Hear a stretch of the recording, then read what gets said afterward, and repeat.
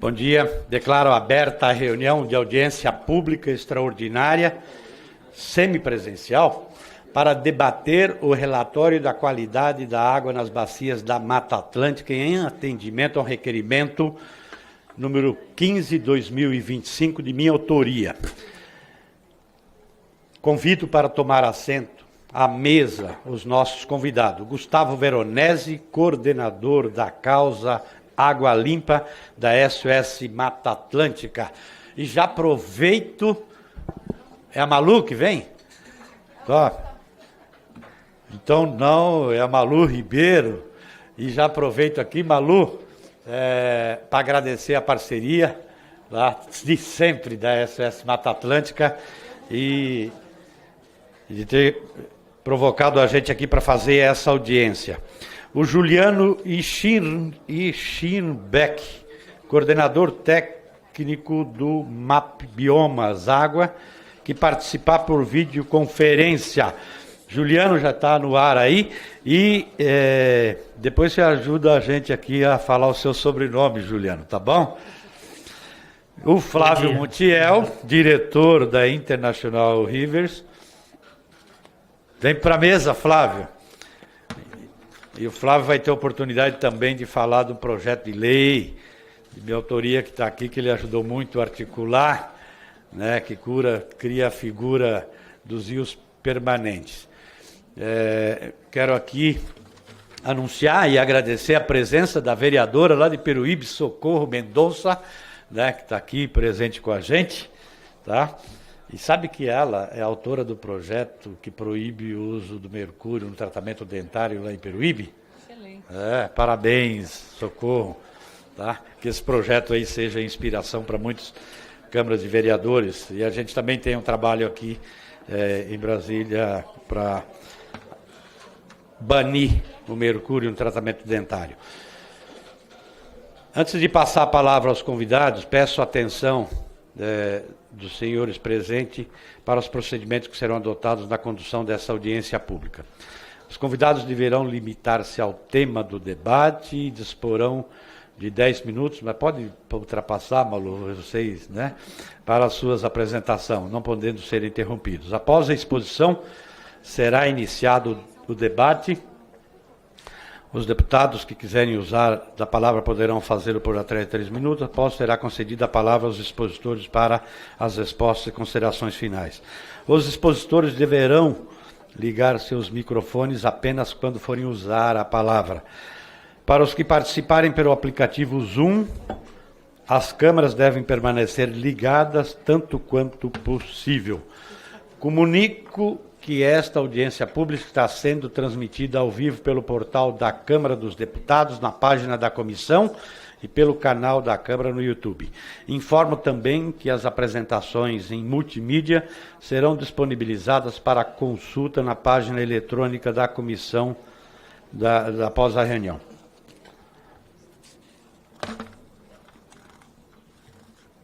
Sigo a ordem aqui. É tu primeiro, Malu? Não, Gustavo. Gustavo?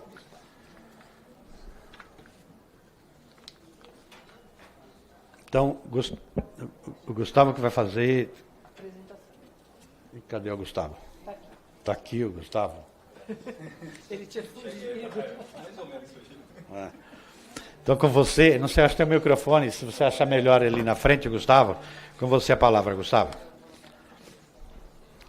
Alô. Bom dia. Primeiro quero agradecer ao deputado Newton Tato por ter chamado essa audiência para a gente apresentar esses resultados, que não é um resultado da SOS Mata Atlântica, é um resultado dos grupos de monitoramento, dos grupos voluntários que fazem esse trabalho de monitoramento da qualidade dos rios da Mata Atlântica. Só dando uma passadinha aqui rápido, né, para falar muito rapidamente o que é a Mata Atlântica, né, esse bioma tão importante, ao mesmo tempo tão desmatado, né, tão agredido, né, e que moram cerca de 150 milhões de brasileiros, que a gente tem hoje apenas 24% da cobertura florestal. Então, esse mapinha mostra o que era, num verdinho mais claro, a floresta original, e o que a gente tem hoje, um monte de pequenos fragmentos que a gente precisa urgente restaurar, até como forma da gente ter chegar nas metas, né, de restauração florestal para as mitigações das emergências climáticas. E a SOS Mata Atlântica surgiu em 1986, ano que vem a gente faz 40 anos, para proteger esse bioma e para inspirar a sociedade na defesa desse bioma. Para tanto, a gente trabalha em 4 linhas principais: as mudanças climáticas, a restauração da floresta, né, já restauramos milhões de hectares aí, mas ainda falta muitas coisas para serem feitas ainda, e para atingir as metas, e só a SOS Mata Atlântica sozinha não vai conseguir, mas a gente mostra os caminhos que tem para a gente restaurar essa floresta tão importante como restaurar o que foi desmatado, é importante proteger. Então, a gente também trabalha nessa causa de áreas protegidas, incentivando e atuando junto a unidades de conservação, sejam elas públicas, sejam elas privadas, mas é importante manter essa floresta em pé. A gente trabalha muito com isso. E a causa Água Limpa, que atualmente eu estou coordenando, felizmente. A Malu Ribeiro passou esse bastão para mim, e orgulhosamente eu trabalho hoje coordenando essa causa, que, dentre outros projetos, tem o programa Observando os Rios. Então, nossa meta lá na causa Água Limpa é despoluir os rios, conservar as bacias hidrográficas, mobilizar e engajar a sociedade para inspirar a sociedade na defesa dessa causa que é tão importante, aperfeiçoar leis e, principalmente, eliminar a possibilidade de classificar nossos rios como 4. Não sei se vocês conhecem essa classificação dos rios, mas os rios podem ser classificados desde classe especial até a classe 4, e a classe 4 significa que a gente pode poluir o rio. Olha só que absurdo, né? Contraria um tanto de outras legislações ambientais, uma resolução do CONAMA, a 357, que estabelece a possibilidade dos comitês de bacias classificarem nossos rios como 4. Então, uma das causas principais dentro da causa Água Limpa é a gente eliminar essa possibilidade de classificação 4 dos nossos rios. Porque está lá, na resolução, compor paisagem. Que raio de paisagem a gente vai ter com um rio poluído, cortando as nossas cidades, cortando as áreas rurais, cortando as áreas naturais? Não tem o menor cabimento isso. Então, a gente precisa rever urgentemente essa possibilidade da classificação 4. Uma outra lei que a gente tem trabalhado muito é a PEC 06, né? Tornar a água um direito humano. Olha só, a ONU já estabelece isso desde 2010, e aqui no Brasil, um país com a maior disponibilidade hídrica do planeta, a gente não trata a água com a mesma seriedade. Talvez até por isso, né? Esse mito da abundância da água nos faz a gente não ter o cuidado necessário que a gente precisa ter com algo tão importante. Talvez poucas coisas sejam mais importantes na nossa vida do que água, né? Estou vendo aqui um monte de gente tomando água, né? Então, a gente precisa de água para absolutamente tudo. Sem água, a gente não estaria vestindo as nossas roupas, não estaria com esse microfone na mão, o computador não estaria funcionando, não teria energia, provavelmente, aqui. A gente precisa de água para tudo. E, ao mesmo tempo, a gente cuida tão mal de algo tão importante para todos os tipos de vida, né? Também a gente precisa também tratar a água além do utilitarismo humano, né? Outras formas de vida precisam de água. Formas de cultura, religiosidades, economia, tudo depende da água, e a gente precisa cuidar com um pouquinho mais de cuidado desse patrimônio tão importante. Para falar rapidamente aqui do nossa causa Água Limpa, tudo começou lá na SOS, quando apareceu um jacaré do Papo Amarelo na água poluída do Rio Tietê, lá no comecinho da década de 90. E ele foi esse agente que transformou, né, a realidade dos nossos rios, lá em São Paulo, principalmente. Depois eu vou contar a história do porquê em São Paulo e o que a gente fez agora em nível nacional. Mas, a partir da aparição desse jacaré, e essas são imagens Marginal Tietê, as pessoas indo ver o resgate do jacaré, demorou um tempão para os bombeiros, para a polícia ambiental, como chamava na época, retirar o jacaré do rio, porque quando ele chegava, ele se enfiava na água escura e ia aparecer dias depois em outro lugar, e ele foi apelidado de teimoso, por causa dessa insistência de ficar na água poluída. E ele virou um símbolo da despoluição do Rio Tietê, que, infelizmente, e erradamente até, o Rio Tietê é um símbolo da poluição de rios urbanos, mas, infelizmente, ele talvez seja só o mais conhecido dos rios urbanos poluídos. Mas é, infelizmente, uma prática que a gente tem em basicamente todas as nossas grandes cidades, é de tratar mal nossos rios, de poluir nossos rios, de esconder os nossos rios, fingir que eles não existem, e aí chove muito e eles aparecem. Aí eles são tratados como problemas e não como solução. Até uns 3 anos atrás, o jacaré teimoso vivia lá no Parque Ecológico Tietê, no extremo leste da cidade. Infelizmente, ele faleceu, mas ficou aí essa história muito legal, né, de como um animal ajudou a mobilizar a sociedade. Como que mobilizou? Mobilizou porque uma rádio de São Paulo, a Rádio Dourado, teve a ideia de fazer uma comparação do rio Tietê com o rio Tâmisa. E gerou uma baita repercussão. Isso era na década de 90. Muita gente tinha vivido o rio Tietê. Meu pai nadou no rio Tietê, meu pai jogou bola na beira do rio Tietê, né? Ele viveu o rio Tietê como rio. Então, essas pessoas que naquela época ainda estavam vivas e lembravam do rio, queriam o rio de volta. E outras pessoas que não viveram o rio, tinham saudade desse rio que não viveu, tinham vontade de ter o rio de volta. Isso gerou uma grande repercussão, a rádio recebeu telefonemas, cartas, fax, as pessoas querendo fazer alguma coisa pelo rio. E a rádio não tinha a menor ideia do que fazer. Então, a rádio veio até a SOS Mata Atlântica, juntos criamos o Núcleo União Pro Tietê, e a ideia da galera na época, Capobianco, Mário Mantovani e outros, era coletar 1 milhão de assinaturas pela despoluição do rio. Olha só, 1 milhão de assinaturas no papel. Então, eu tinha que chegar com um livrinho embaixo do braço, trocar ideia com as pessoas, convencer de que aquilo era possível, e aí as pessoas assinavam, né? O Sesc São Paulo também entrou nessa coleta de assinaturas, fez eventos, fez grandes shows em São Paulo, para mobilizar a sociedade em torno disso. E a galera conseguiu, na época, eu falo a galera porque eu não estava lá, eu era uma criancinha, né, pessoal? 1.200.000 assinaturas, 1.200.000 assinaturas em prol da despoluição do rio Tietê. Imagina isso, lá na década de 90, isso significava 10% da população da cidade de São Paulo assinando. Não é pouca coisa. Ainda mais numa época que não tinha internet, não era só um clique, achei legal a causa, clica lá e tudo bem. Não, era um processo de comunicação, de articulação, de convencimento de que aquilo era possível. Muita gente acha que não é possível despoluir nossos rios urbanos. Está assim e fica. Não, é possível sim, né? E foi lançado durante a Rio 92, foi entregue esse abaixo-assinado e, na época, foi lançado o projeto de despoluição do rio Tietê, que ainda está em curso. E legal, o pessoal pensou, legal, conseguimos começar a obra, mas como que vamos fiscalizar uma obra dessa? Como que a sociedade fiscaliza uma obra desse tamanho? Um monte de tubulação embaixo da terra, levando esgoto para umas grandes estações de tratamento. Como fazer para fiscalizar um negócio desse tamanho? O rio nos conta tudo. O rio ia nos contar também se as obras de despoluição estavam acontecendo. Então, o pessoal da SOS, na época, teve a ideia de chamar alguns especialistas em recursos hídricos, pegar a legislação vigente, que na época era a CONAMA 20, que aí atualizou para 357, para se fazer o monitoramento da qualidade da água, mas não por especialistas. Então, pegou a resolução CONAMA 20 da época e simplificou de uma forma que qualquer pessoa, independente do seu nível de conhecimento no tema, pudesse fazer a análise da água e registrar esses dados e mandar para a gente sistematizar. Surgiu aí o Observando o Tietê.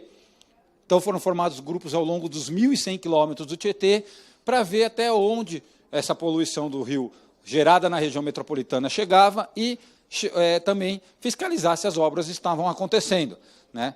Esse trabalho envolve atividades com um kit de monitoramento, é uma mochilinha com algumas vidrarias dentro, a gente fornece os reagentes, ensina esses grupos voluntários como manusear e como cadastrar esses resultados no nosso site, né? Essas análises são feitas mensalmente, no mesmo ponto de análise sempre, todos os pontos de análise são georreferenciados, então a gente sabe exatamente onde está cada ponto de análise, e esses dados são registrados lá no nosso site, né? Então, essa é a tabelinha de análise, a fichinha de análise que os grupos levam para campo, são 16 parâmetros total, temperatura da água, ambiente, e aí outros parâmetros pontuáveis, turbidez, espuma, algumas coisas que não precisam de reações físico-químicas, o próprio corpo humano consegue observar ali, sentir se está com cheiro, se está com lixo, se tem lixo, né, a turbidez, e alguns parâmetros que precisa fazer uma reaçãozinha físico-química ali, né? Então, a gente mede coliformes fecais, oxigênio dissolvido, pH, entre outros. E, no final, a gente tem a totalização dos resultados. Então, a gente tem algumas fotos aí só para mostrar a diversidade dos grupos. A gente tem grupo desde escola de ensino fundamental até universitários, mestrandos, doutorandos, que às vezes utilizam os nossos resultados como trabalhos de extensão, para trabalhos de dissertação de mestrados, de TCCs, enfim.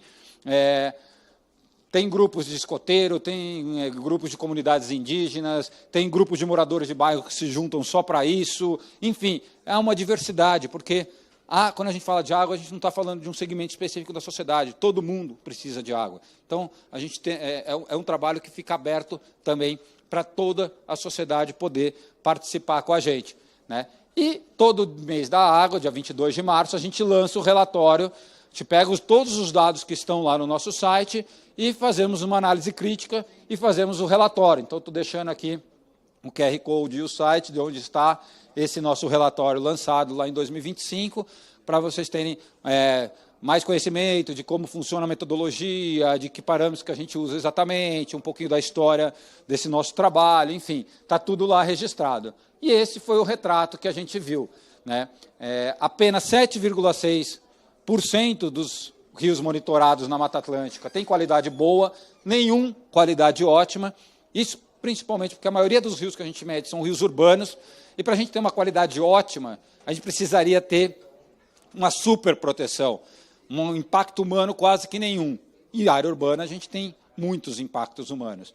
Então, se a gente conseguisse ter uma maioria de água boa, seria perfeito, a gente estaria muito feliz. Só que o que a gente vê é que a maioria da água está com qualidade regular, 75%. Mas vocês podem pensar, mas regular está quase bom. Não. Quando a gente fala de rio, é muito mais fácil a gente poluir um rio do que a gente melhorar a qualidade da água. Melhorar a qualidade da água leva muito tempo, piorar leva alguns segundos. Eu gosto da analogia do nosso colega Cezinha, Malu, que ele fala do corte do dedo. Estamos lá fazendo uma comida, estamos cortando a cebola e distraiu e deu um corte no dedo. Quanto tempo leva para cortar o dedo? Uma fração de segundo. Quanto tempo leva para cicatrizar essa pequena ferida? Alguns dias, uma semana? É a mesma coisa, um paralelo com a água. Para poluir, basta um despejo de esgoto, um lixo sendo jogado inadvertidamente, poluiu a água. Para despoluir, demora muito tempo, né? Então, a primeira coisa que a gente tem que pensar é que um projeto de despoluição de um rio não é o projeto de um mandato político. Não é em 4 anos que se resolve um problema dessa magnitude. Isso precisa ser uma política pública de longa data. E outra coisa, não pode ser um projeto, porque projeto tem começo, meio e fim. Tem que ser um processo de despoluição que dure para sempre, que seja sempre colocado.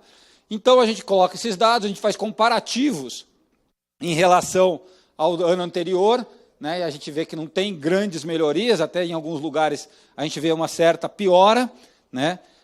A gente tem um recorte, então, isso é uma coisa que é muito importante, a gente faz essa gradação desde 2016, quando a gente foi para os 17 estados da Mata Atlântica e passou a chamar o Observando o Tietê de Observando os Rios.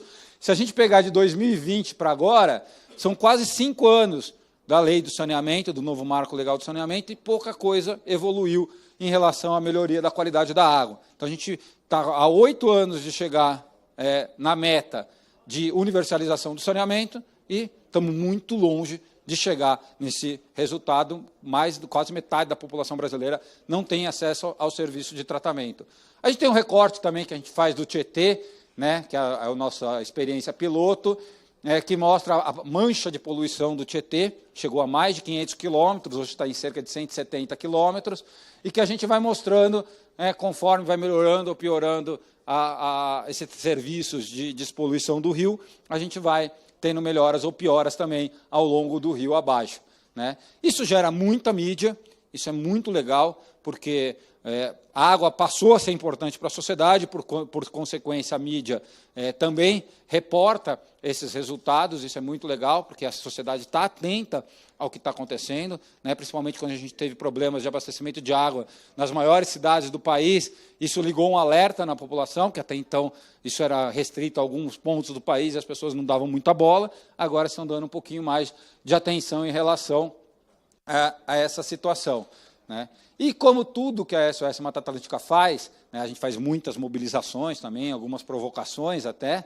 né, até aqui no Fórum Mundial da Água, reunimos nossos voluntários para fazer também as manifestações aqui em Brasília também, para chamar atenção da sociedade e dos tomadores de decisão, e também, como tudo que a SOS Mata Atlântica faz, tem como objetivo intervir em políticas públicas para melhorar a qualidade ambiental, para melhorar a qualidade da água dos nossos rios. Então, participamos de comitês de bacias, de Conselho de Recursos Hídricos nacional, estadual lá em São Paulo, né, Coalizão Permanente dos Rios, o Flávio está aqui, que coordena essa história e vai contar um pouquinho mais.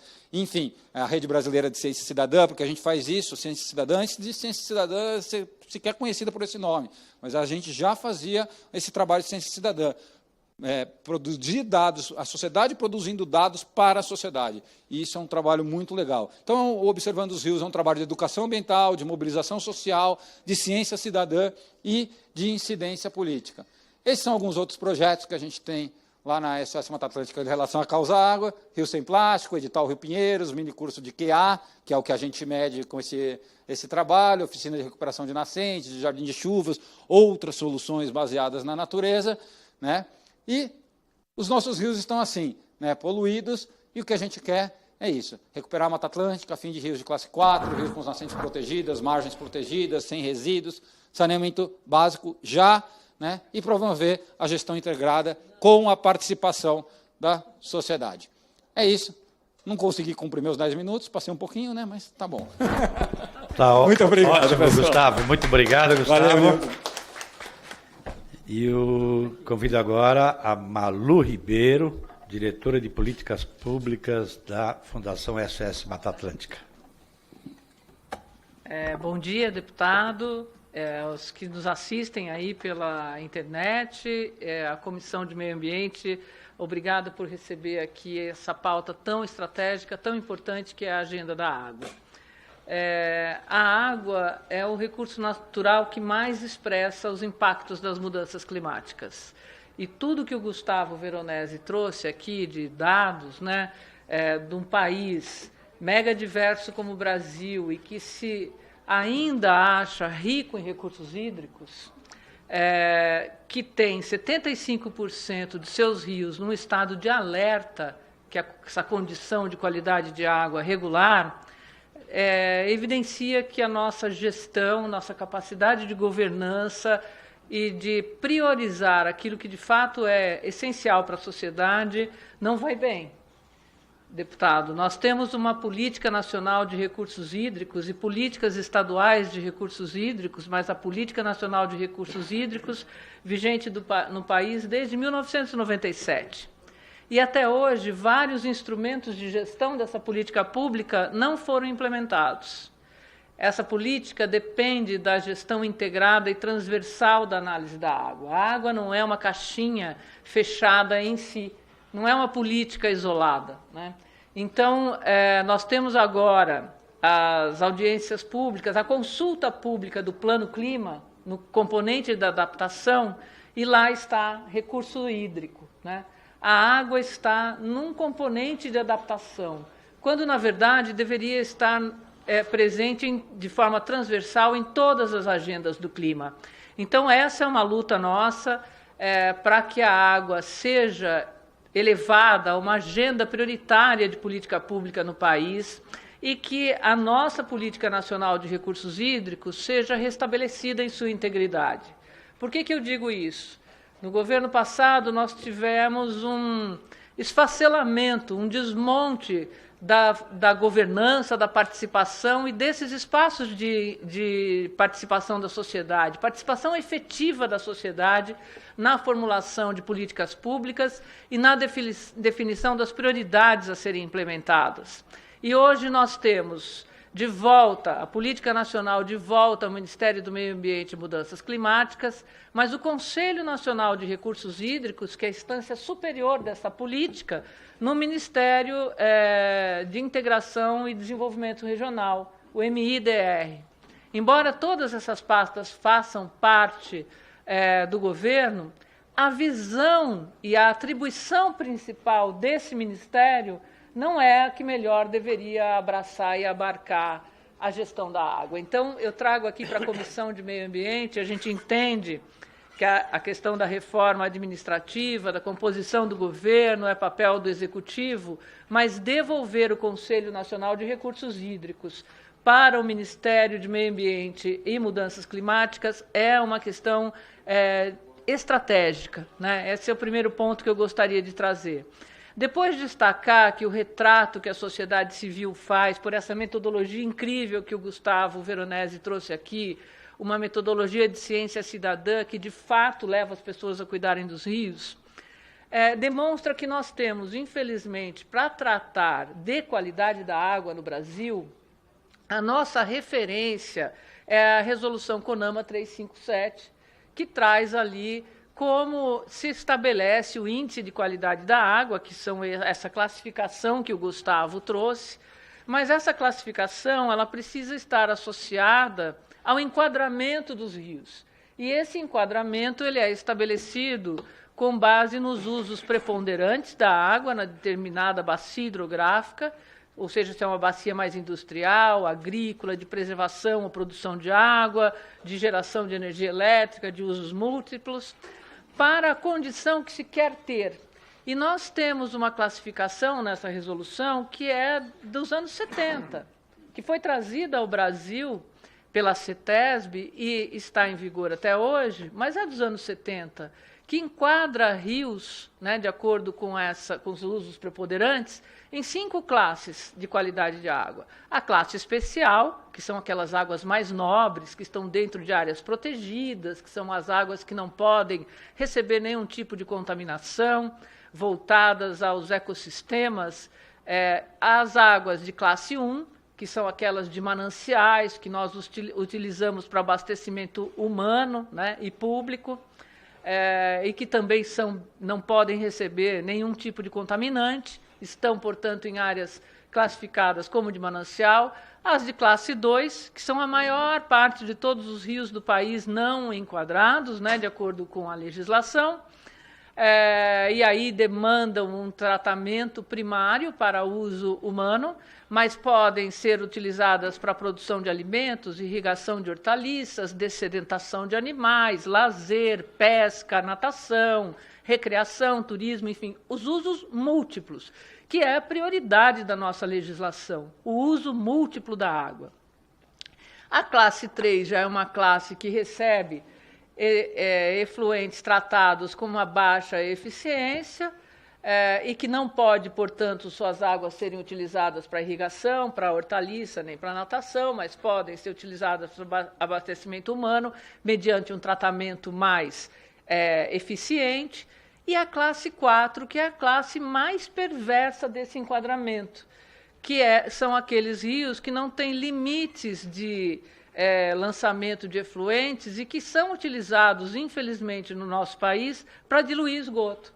Então, isso, deputado, em que pese a excelência do seu PL de preservação de rios, que acho que é o conteúdo da fala do Flávio, que nós apoiamos integralmente, é um PL extremamente essencial, espero que avance rapidamente nessa casa, mas essa revisão do enquadramento é fundamental para o país. Nós não teremos melhorias na qualidade da água dos rios brasileiros, né, daqueles que passam por áreas urbanas e por áreas de uso intensivo do agronegócio, se essa categoria de classe de enquadramento, a classe 4, não for banida da nossa legislação. Essa é uma atribuição que compete ao CONAMA, o Conselho Nacional do Meio Ambiente, é que faz essa mudança, mas eu acredito que Vossa Excelência, deputado, pode fazer uma indicação via Comissão de Meio Ambiente para que o CONAMA se debruce nessa legislação. O CONAMA, em conjunto com o Conselho Nacional de Recursos Hídricos, não é, Flávio, podem trazer uma enorme contribuição para essa que é uma bandeira da causa Água Limpa da SOS Mata Atlântica. Outro apelo que reforço aqui é para que a gente crie a comissão especial para que a PEC da água, a PEC 6, que traz lá o acesso à água limpa dentre os direitos fundamentais dos brasileiros e brasileiras como uma prioridade. Hoje nós temos num país mega diverso, sede da COP30, pessoas, seres humanos que não têm acesso à água e a saneamento. Isso é uma vergonha, é um flagelo social. A deputada Duda Salabert tem um PL para que tenha saneamento e banheiro público em escolas públicas do nosso país. Isso é inadmissível, né? Nós já deveríamos ter virado essa página há muito tempo. E agora, com a emergência climática, com os eventos climáticos extremos, sobretudo com a falta de chuva ou com a quantidade em excesso de chuva, nossos rios não estão mais dando conta de diluir os efluentes tratados e não tratados que recebem diariamente.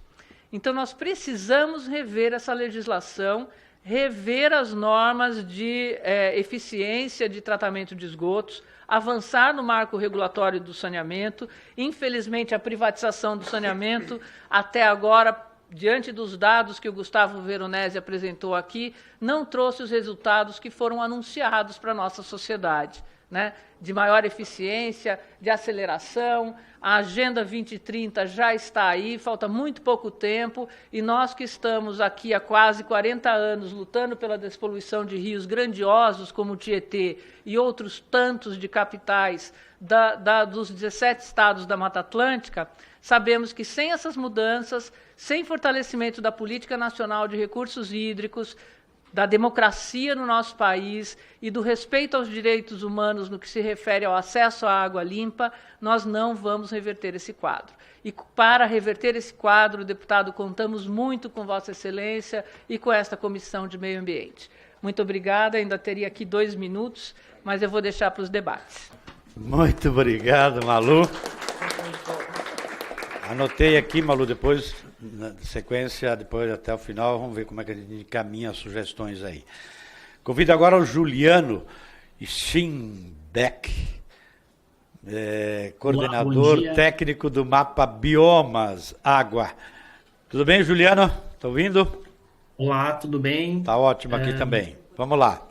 Com você a palavra.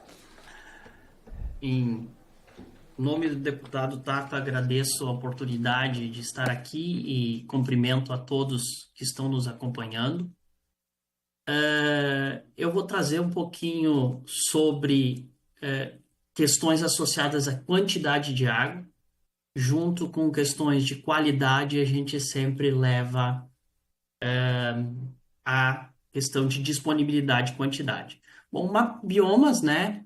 Ela é uma rede de ciência aberta, colaborativa, que tem como objetivos, né, a mitigação de mudanças climáticas. É uma rede composta por ONGs, universidades, empresas de tecnologias e tem uma série de iniciativas, né, a principal delas é o uso e cobertura, e temos dados anuais de solos em 10 metros, dados de degradação de ambientes e monitor do fogo com dados mensais e MapBiomas Água também com geração de dados mensais. Mas o que eu vou trazer um pouquinho a situação da superfície de água no Brasil e no bioma Mata Atlântica e também uma novidade que a gente tem recente, lançada agora no Dia Mundial da Água, que é o módulo de bacias hidrográficas, que pode ajudar muito nesse processo de gestão dos recursos hídricos. Tá? Qual era a situação do Brasil em 24? Em 24, o Brasil tinha 17,9 milhões de hectares de água, isso é em torno de 2% do território nacional, tá? Mas esse número por si só, às vezes, enquanto a gente não consegue entender muito a nossa situação, e a gente gosta de trazer um pouco do histórico. A gente vê desde o ano 2000 em diante, que a gente observa que a superfície do Brasil, a superfície de água no Brasil, ela vem repetidamente estando abaixo da média histórica. Essa linha pontilhada é a média histórica, tá? E nos últimos 10 anos aqui, a gente tem os 8 anos mais secos da série histórica no Brasil. É uma situação bastante preocupante, tá? Em 2022, a gente teve uma espécie de um alento na superfície de água, um ano acima da média, mas 23 e 24 a gente já voltou num processo de redução da superfície. Como a gente completou 40 anos de dados, a gente tem uma análise de como foi o comportamento médio de superfície de água no Brasil ao longo dos 40 anos. E a gente vê as médias pontilhadas aqui nos primeiros 10 anos da série, era 19,5 milhões de hectares. Década após década, cada ciclo de 10 anos, a gente vem reduzindo drasticamente a superfície. A maior redução aconteceu na última década, que foi de 0,7 milhões de hectares, e reduzimos entre a primeira e última década 1,9 milhões de hectares. Então a gente vem 40 anos tendo uma redução. O Gustavo comentou em algum momento na apresentação dele sobre o mito da disponibilidade de água no Brasil, do excesso de água no Brasil. Essa história está mudando, a gente precisa quebrar esse mito. Precisamos cada vez mais ter mais atenção e nos preocuparmos mais com quantidade e qualidade da água no nosso país. E isso fica mais grave se a gente vai olhar para os dados que diferenciam corpos hídricos naturais, que são os ambientes naturais, e corpos hídricos antrópicos, que seriam reservatórios de hidrelétricas, reservatórios usados para irrigação, dessedentação animal ou aquicultura e mineração, que são as classes de uso antrópico que a gente trabalha e faz o mapeamento. Se a gente olha de 85 a 24, a gente perdeu 2,4 milhões de hectares de superfície de água no país de ambientes naturais. Enquanto isso, a gente gerou 1,5 milhões de hectares de corpos hídricos antrópicos. Os ambientes resilientes, os ambientes que possibilitam uma melhora de uma qualidade de água ou que têm maior resiliência às mudanças climáticas são os ambientes naturais. E no Brasil, os ambientes naturais secam. A solução de água ela é muito voltada e olhada para a ação antrópica. Isso é mais um fator que nos leva à preocupação. Nós temos um país continental, temos dentro de um mesmo ano grandes variações dentro desse país. A gente teve em 24 uma seca histórica na Amazônia, tá? Chegando à menor superfície já mapeada, e por outro lado no Pampa, uma inundação histórica com a maior superfície de água mapeada em toda a série histórica. O Pantanal é um bioma que vem com uma situação crítica, ano após ano. Ao longo do ano de 24, esteve próximo à mínima superfície de água todos os meses da série histórica. Já Cerrado, Mata Atlântica e Caatinga tiveram um pouquinho acima da média histórica. Mata Atlântica ela vem nos últimos 3 anos com uma superfície de água um pouquinho acima da média histórica. Mas isso se dá principalmente a uma recuperação que a gente tem nos reservatórios. Porque se a gente olhar a Mata Atlântica, a gente está com uma superfície de 4,5% sobre a média histórica, tá? E na Mata Atlântica, em 85, 53% da superfície de água era natural. Hoje, 50% da superfície é antrópica. Reverteu. A gente tem uma predominância de ambientes de superfícies de água antrópica. E como eu disse, também queria trazer um pouco do módulo de bacias hidrográficas, tá? Uma ferramenta de suporte à decisão e governança de água, que vem aí no contexto do que a gente vem discutindo, necessidade de melhorar a gestão. Tá? Esse módulo, desde a plataforma do Map Biomas, a gente acessando pelo link de água, a gente acessa a plataforma do Map Biomas Água, tá? Que dela temos aqui em cima o linkzinho Bacias.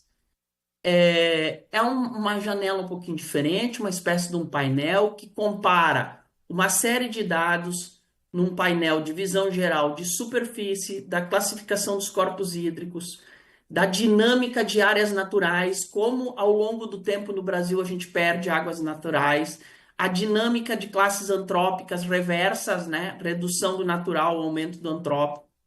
Isso em diferentes subdivisões territoriais, bacias, subbacias, os comitês de bacias estaduais e federais, macro, meso e micro regiões hidrográficas. Esse painel, ele compila outras informações. Quando eu saio de uma visão geral e venho à superfície de água, ele me permite ranking. E eu estou com uma subdivisão de mesorregião hidrográfica. Então, eu tenho um ranking de superfície de água das mesorregiões hidrográficas. E o que vem agora em diante são as questões associadas ao uso. Por exemplo, a gente tem uma visão, um painel associado à irrigação. Eu consigo ver como foi o comportamento de crescimento de área irrigada no país, por pivô central, por outro sistema de irrigação, por inundação. Vejo um ranking das minhas macro-regiões hidrográficas de acordo com a irrigação ao longo do tempo. Eu posso alternar isso aqui para diferentes subdivisões territoriais, para mesorregião, eu posso olhar isso aqui num comitê de bacia estadual, eu posso olhar isso aqui num comitê de bacia federal, que são os órgãos responsáveis por gestão e outorga de água, né, no Brasil. Nós temos também a possibilidade de a qualquer momento que a gente está fazendo alguma visualização, de estarmos graficando os dados, né, gerando mapas a partir dos dados, e essa é uma seção de outorgas, onde a gente faz uma ingestão dos dados de outorgas de águas superficiais e subterrâneas. Aí aqui eu tenho um mapa que em degradê me dá um pouco da subdivisão territorial das outorgas, tá? E aqui, por exemplo, eu vou ter daí o ranking de quais são as mesorregiões hidrográficas em função da quantidade de outorgas. A gente estava ouvindo um monte de Gustavo falar do Tietê, né? O Tietê é a mesorregião hidrográfica que tem a maior quantidade de outorgas no Brasil. Ela tem 57.740 outorgas. Tá? A gente também pode dar zoom, ver essa distribuição dessas outorgas aqui, a gente vê cada pontinha e cada uma delas a gente consegue acessar e ter alguma informação associada a essas outorgas. Tá? E com isso eu finalizo minha apresentação. Tá? Agradeço a oportunidade de mostrar um pouco dessa ferramenta que pode auxiliar nesse processo de gestão e também levantar essa bandeira do alerta que não temos só problemas de qualidade, temos problemas associados à quantidade e disponibilidade de água. Muito obrigado, Juliano. É dramática a situação, né, dos recursos hídricos apresentados aí pelo MAP Biomas. Mas aí eu vou convidar o Flávio Montiel, que é representante da organização International Rivers. E aí, o que fazemos com isso aí, o Flávio? Com você a palavra. Eis a questão, né, deputado Newton. Bom, eu acho que os relatórios apresentados aqui pelo Gustavo, né, pela Malu, a questão da classificação das águas, né, e também agora esse estudo feito pelo Mapa Biomas, eles falam por si só. Né? Acho que mostra a necessidade de tomarmos uma atitude que seja, pelo menos, né, na nossa esfera nacional, que seja em nível nacional. Né?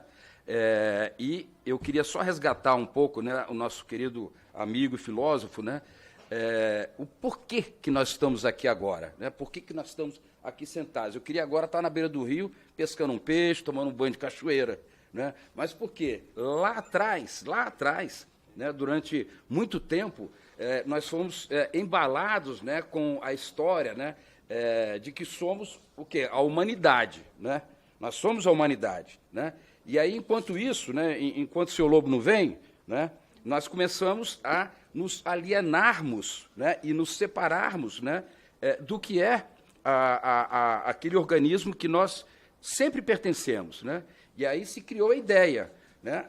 Existe a humanidade e existe a natureza, a terra, a água. Né? E, em função disso, né, a gente hoje está aqui sentado, tendo que criar, né, como humanidade, lei para proteger aquilo que mais necessitamos, que é a água. Não é? Então, assim, é contraditório. Né? Como é que a gente pode viver numa sociedade onde cada vez mais a gente se distancia, né, daquilo que somos parte? Né? Eu não consigo ver nada que não seja natureza, né? Que não seja... Nós somos o corpo humano, né? Sei lá, 70%, 80% água. Né? Então, só queria fazer esse parêntese, né, de que é por isso que nós estamos aqui, porque conseguimos nos alienar, né, daquilo que somos parte, né? A terra, a natureza. Né? E aí eu vou agora... tem como passar ali? Não tem como ficar sentado aqui, que eu prefiro olhar aqui. Tá, obrigado. Então, aí, por que nós precisamos proteger os nossos rios? Como eu estava falando agora, né? O relatório da SOS Mata Atlântica já mostra, pode seguir, né? A situação drástica, né? E essa realidade ela vem se agravando também nos outros biomas, né? Cerrado, Amazônia, Pantanal. Né? Você viu o Juliano falando da redução drástica, né, que o Pantanal vem sofrendo, né, ao longo das últimas décadas. Né? E a Organização das Nações Unidas ela apontou, né, de que hoje já 38% da população global ela já tem dificuldade de acesso à água. E essas previsões do último relatório indicam que até 2050, pelo menos 50% da humanidade estará com dificuldade de acesso à água. Né? Aqui no Brasil são 35 milhões de brasileiros, né, que não têm esse acesso e quase 100 milhões, né, sem esgotamento sanitário. Né? E outro relatório importante também para citar, que é o Internal Displacement Monitoring Center, né, ele conseguiu mostrar que, como a Malu falou, né, dentro desses extremos climáticos que são cada vez mais frequentes, a maioria deles está associado ao fluxo dos rios, às águas, né, seja secas prolongadas, seja enchentes repentinas, né, e o que tem levado a pelo menos 14 milhões, né, de refugiados ambientais. Né. Isso já é uma realidade também global, né. E, por outro lado, a gente vendo a importância, né, da água, a gente vê que, no mundo, né, pelo menos, a cada 4 empregos, 3 estão associadas à água, né, para você ver a importância econômica, né, que a água tem. Né, o cálculo que se faz pela OIT é de que a cada $1 bilhão investidos poderiam gerar 100 mil empregos. E o Fundo também das Nações Unidas, né, deixa claro que o setor da agropecuária e da mineração são aqueles que mais consomem água. Né? E se a gente continuar no ritmo que a gente está, realmente as regiões que hoje ainda são uma referência em termos de produtividade, né, vão acabar perdendo esse espaço justamente porque continuam explorando a água até a sua exaustão. Né? Você vê Cristalina, você vê Paracatu, né, que eram áreas de grande produtividade, hoje em dia já sofrem com a queda pela falta de disponibilidade de água. Né? Então, assim, de fato, né, se essa realidade não for transformada, nós estaremos cada vez mais, como mostrou o Juliano, né, tendo dificuldades, né, às vezes até com crises, né, hídricas mais frequentes e, ao mesmo tempo, isso, né, consequentemente gera a crise, a insegurança hídrica, alimentar e produtiva. Está tudo associado, né? É a natureza. Né? Enfim, então, agora, por que a gente está com esse PL, né, que está aqui nesse projeto de lei? Por quê? O que diz a legislação? Né? O que ela aponta? Né? Em 88, né, tivemos esse grande avanço, que foi o capítulo, né, do meio ambiente, né, associado a outros capítulos, mas o 225, né, que já dá essa garantia, né, de um ambiente são, equilibrado, né, e o poder público tem esse dever, né, para que todos possam defendê-la, né, e também protegê-la. Né. Em 81, com a Política Nacional do Meio Ambiente, nós também demos um grande avanço tentando já buscar essa conciliação entre desenvolvimento econômico e necessidade de conservação, preservação, manejo. Com a Lei das Águas, em 97, isso também teve um grande avanço. Nós conseguimos, depois de muitos anos, né, de décadas, estabelecer um procedimento de gestão descentralizada dos recursos hídricos, das águas, né, com vistas ao seu uso múltiplo, né? Mas ela também, por si só, não assim, apresenta um viés, né, que possa dar um detalhamento, uma estrutura maior para a proteção das águas, né, uma vez que ela é mais voltada para o uso múltiplo, né, e ela só se refere à água como valor econômico. Ela não estabelece e indica que a água tem outros valores, né, que nós perdemos lá no passado, o cultural, o holístico, né, o social, o ecológico, né, a função ecológica, ambiental. Isso não está na Lei das Águas. Mas, sem dúvida, de 97 para cá, foi um grande avanço, né? Em 2000, aí sim, criamos o SNUC, né, e com o SNUC nós conseguimos estabelecer, né, a proteção de várias áreas, né? Hoje nós temos aí um quadro, né, de unidades de conservação, de proteção integral e uso sustentável, né, que tem segurado, né, junto com as terras indígenas, né, e territórios quilombolas, tem segurado, né, alguns rios, trechos de rios e territórios, né? No entanto, o SNUC também não se refere, né, especificamente a um mecanismo de proteção dos rios, ou de trechos de rios, né? E aí, com o Código Florestal, apesar dele ter sido revirado, né, em 2012, né, ainda assim se tem aquela faixa que a gente chama de áreas de preservação permanente, que ainda protegem, né, alguns rios, né, segura um pouco, né, o seu desmoronamento, o desbarrancamento, né, o assoreamento, mas ela também em si, ela ainda olha, né, a natureza, né, em termos de floresta e terra, né? A proposta do projeto de lei é proteger o rio olhando de dentro do rio para fora, né, como se a gente estivesse, né, emergindo, né, das águas. E, claro, né, a gente não fala aqui só de calha do rio. São todos os ecossistemas aquáticos associados, lagos, lagoas, áreas inundáveis, né, as áreas de recarga de aquíferos, né, isso tudo está dentro do projeto de lei. E aí, em 94, com a Convenção do Clima, que a gente ratificou, ela deu importantes passos para que a gente pudesse estabelecer uma série de parcerias de cooperação, né, com vistas à proteção, né, à preservação de inúmeras áreas, né. No entanto, como ela não é um instrumento não vinculante, como ela é não vinculante, você não tem como aplicá-la de forma imediata, e a sua aplicação ainda se mostra de uma maneira lenta, né? E aí, ou seja, né, eu coloquei apenas esses exemplos para a gente ver que, né, ainda falta alguma coisa, né? E a Constituição, ela permite que você, ao definir a proteção de um determinado elemento, você possa fazer uma abordagem mais detalhada, né?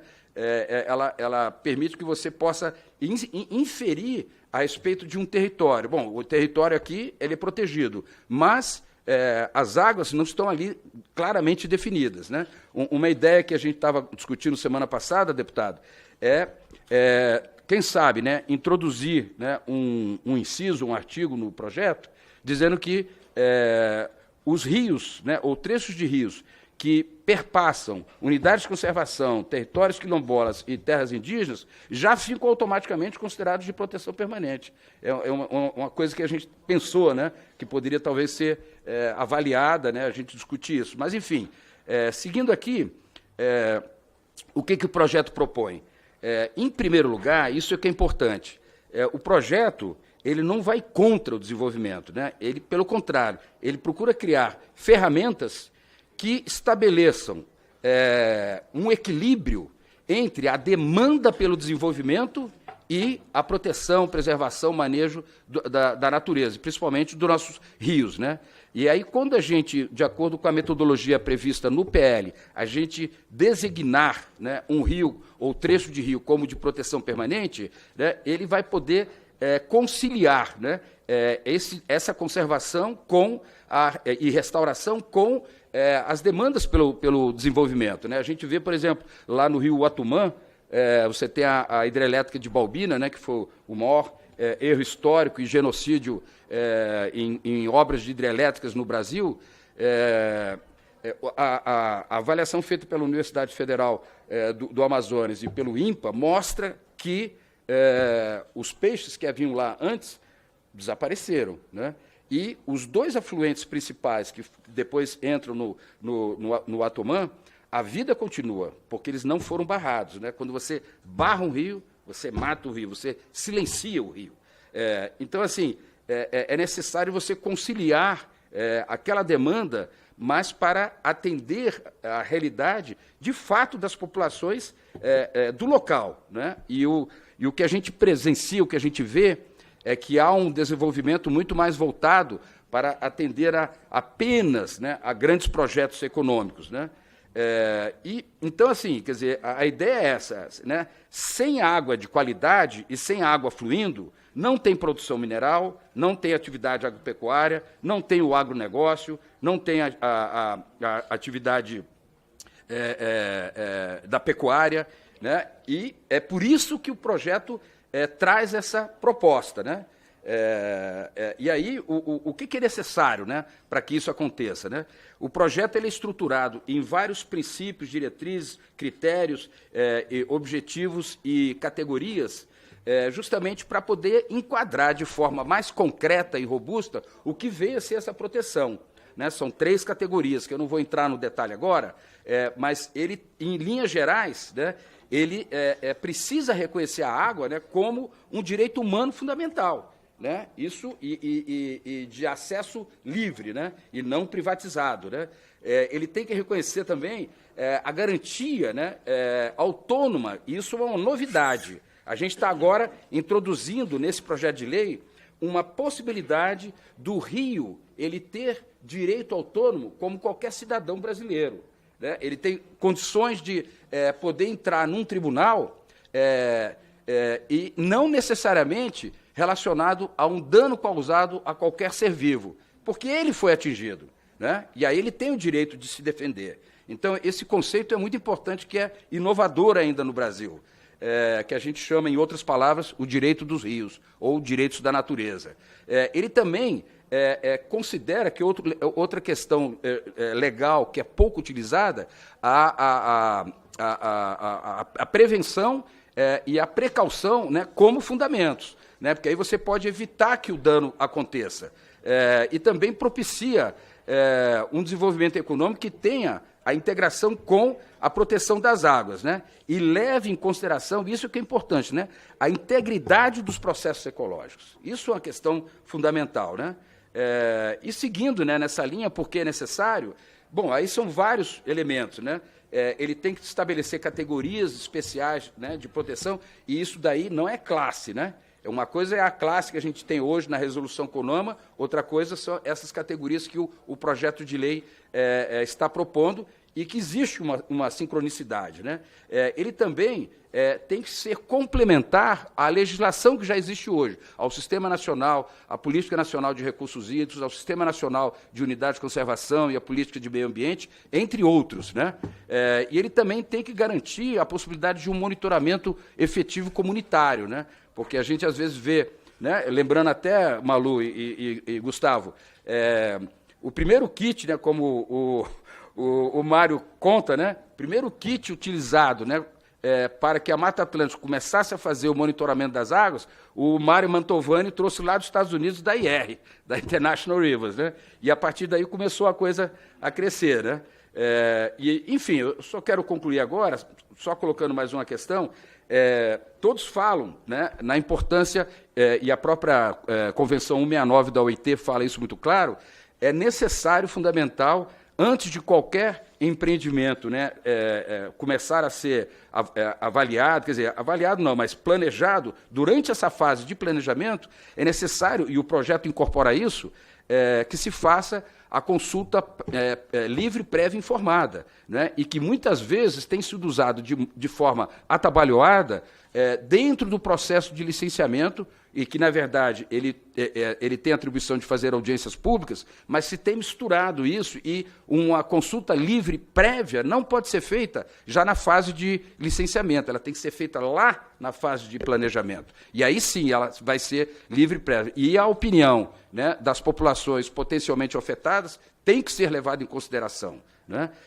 E, por último, o projeto de lei também ele está integrado, ele caminha na mesma direção que as convenções do clima e a Convenção de Biodiversidade. Ele vai na mesma direção, ou seja, ele está em sintonia com o que, né, a Terra precisa, com o que o planeta precisa, né, no sentido de tentar realmente conter, né, esse processo de degradação e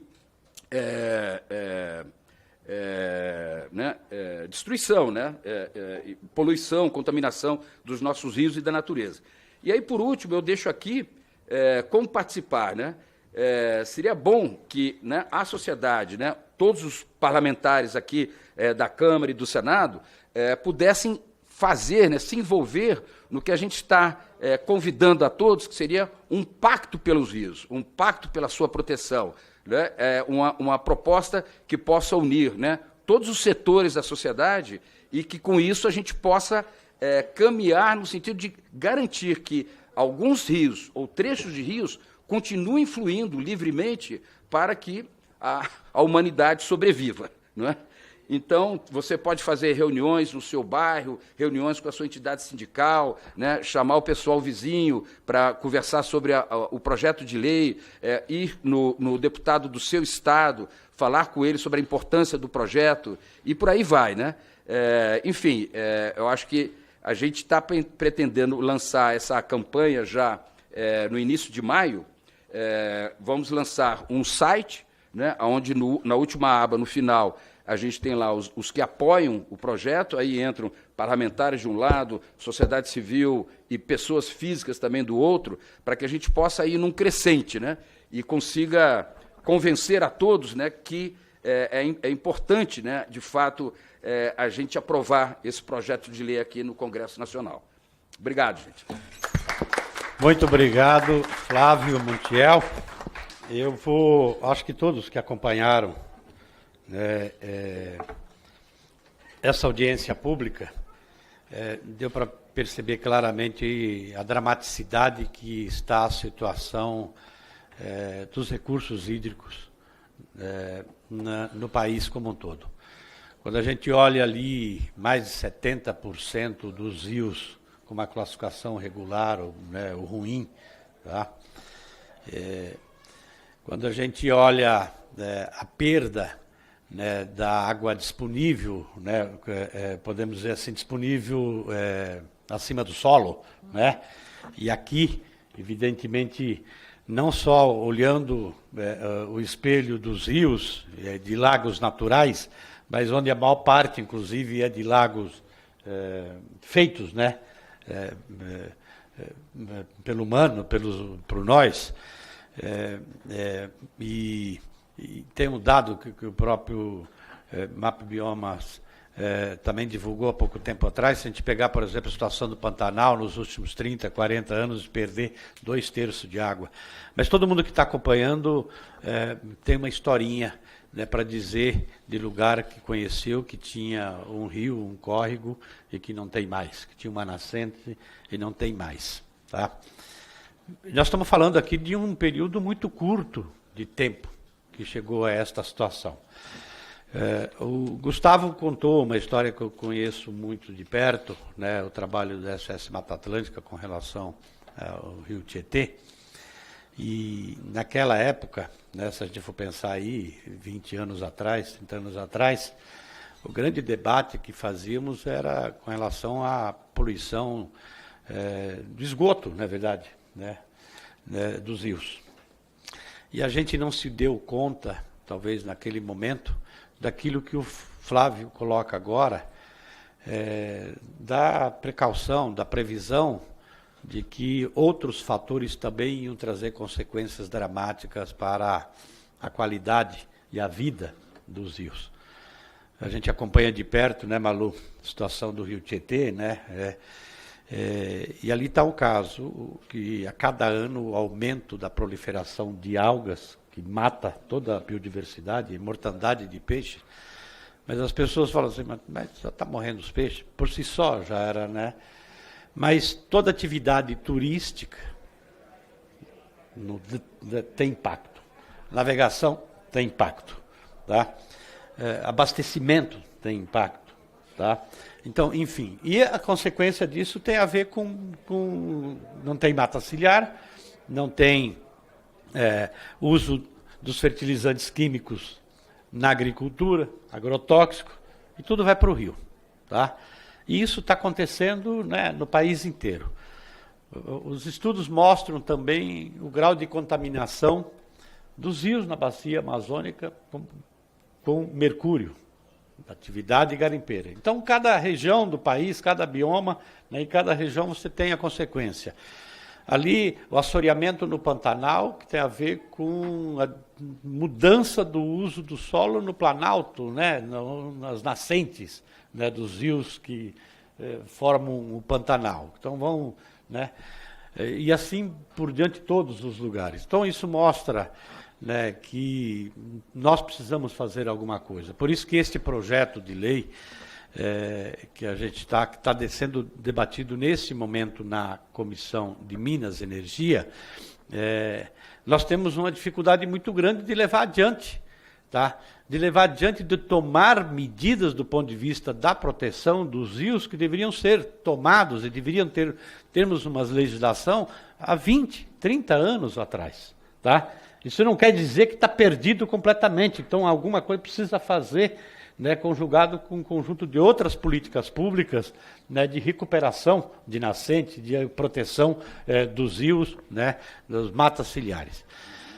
Mas alerto que, ao mesmo tempo que a gente tem projetos do ponto de vista da agenda positiva e a dificuldade que tem nessa casa, aqui ainda prevalece, estou falando dentro do Congresso Nacional, né, na Câmara e no Senado, prevalece, né, a vontade de aprovar projetos de leis que colocam mais em risco ainda a situação dos rios, da vida dos rios, tá? Então, você tem projetos aqui que pode, ao invés de trabalhar para recuperar as áreas de preservação permanente, querem abrir a oportunidade para destruir áreas de preservação permanente, para construir barragens, para atender a esse modelo de agricultura, né, que vem destruindo, inclusive, os recursos, os rios. Tá? Projeto de lei que flexibiliza a aplicação do próprio Código Florestal. Eu lembro do embate que foi em 2010, 2011, 2012, né, na aprovação do Código Florestal, que acabou sendo uma grande concertação. Eu diria que nós, ambientalistas, não ficamos muito contentes, mas foi, né, o que deu para naquele momento. Mas de lá para cá tem um setor muito forte dentro dessa casa, né, principalmente ligado ao agronegócio, que só vê os recursos hídricos como recurso para a produção da agricultura, no modelo de agricultura, e que não vê que, inclusive, em muitos lugares já estão perdendo, inclusive, o recurso para a própria irrigação, né?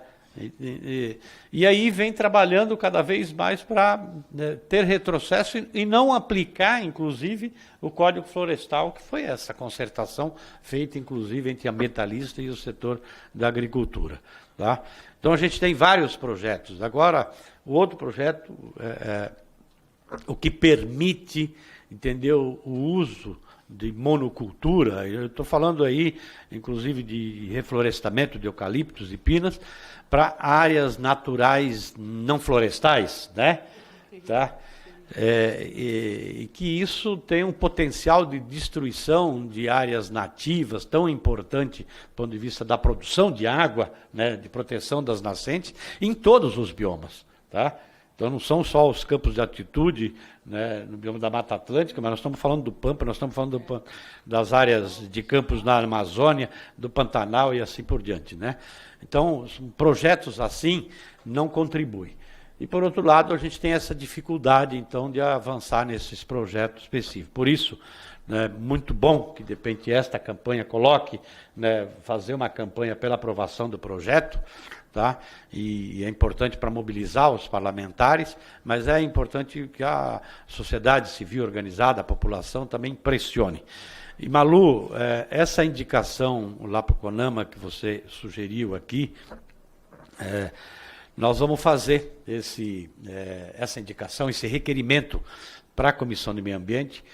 Vamos tentar aprovar, então, na Comissão de Meio Ambiente esse requerimento, para ir com a força da própria Comissão de Meio Ambiente, para que o CONAMA enfrente esse debate, né?